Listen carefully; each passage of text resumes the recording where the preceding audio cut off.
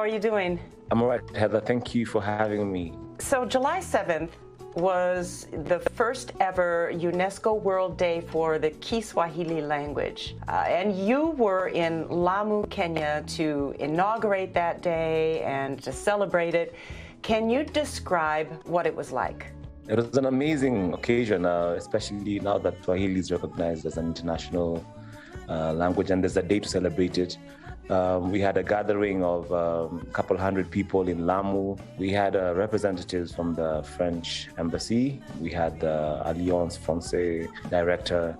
We had members of the Lamu Council. We had a few people from the government, again, representatives as well, to help oversee the event as well. And I had the privilege of leading and arranging the music with the taarab orchestra and performing it live for the guests who are in attendance.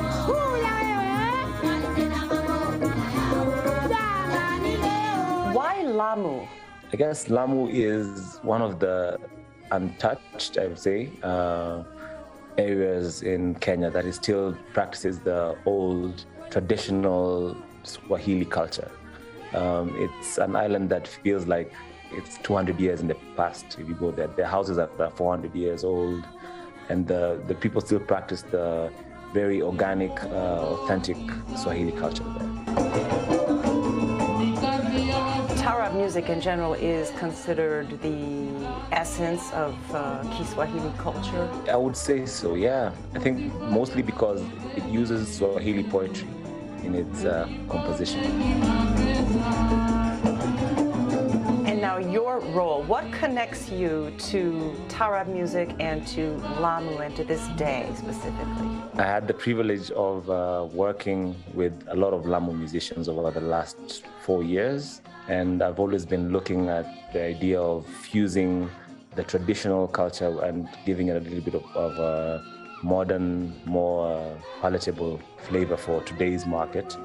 And the Alliance Francaise picked up on that and some of the projects I had been working on, and they asked that I would present this kind of fusion, the modern and traditional taarab kind of style. That's what we ended up doing.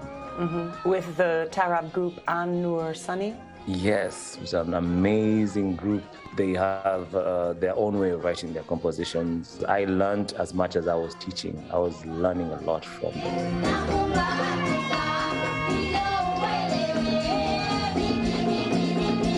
Well, it looks like people just absolutely loved this experience and your performance. What was it like at the end when everybody was standing and applauding and you had an ovation? How did you feel? It was amazing, I'd say. The song was called Leo ni Leo, which means today is the day. Since we were marking Swahili Day, they were so proud that this language, this culture is finally being recognized internationally. Is there going to be an album coming out from the work that you guys did for this day? Coming this September, after our election period, we're looking at possibly having a tour around Kenya first. We'll pick up the best of what we have to present, and then we will definitely make a record out of that. I hear the jazz a lot in your guitar playing, in your arrangement. Who are your inspirations, sources of inspiration? Pat Metheny, Joe Pass, George Benson, a lot of American guitarists, and as well as African guitarists. Eddie Gray, thank you so much for joining me today. I appreciate this, Heather. Thank you very much.